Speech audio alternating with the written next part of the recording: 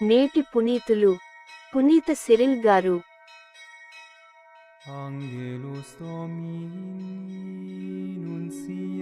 నిష్కళంకమైన గొట్టె పిల్ల వంటి అమూల్యమగు క్రీస్తు బలి ద్వారా మీరు విముక్తి కావింపబడితిరి.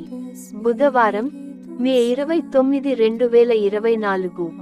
మొదటి పఠనం పునీత పేతురు వ్రాసిన మొదటి లేఖ 1వ అధ్యాయం 18 నుండి 25 వచనాలు.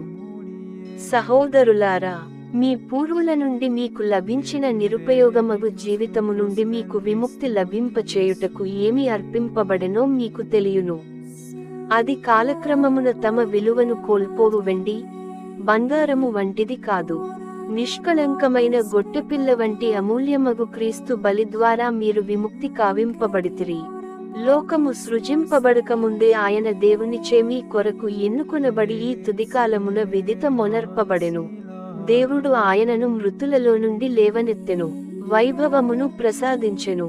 మీరు ఆయన ద్వారా దేవుని విశ్వసించుచున్నారు.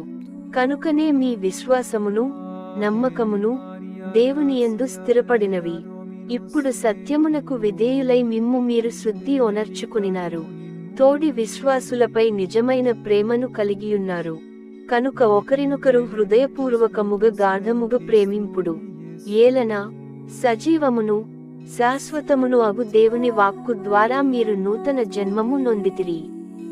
అమరుడగు పితకు సంతానమైతిరి. మానవులందరూ గడ్డిమొక్కల వంటివారు. వారి వైభవము గడ్డిపూల వంటిది.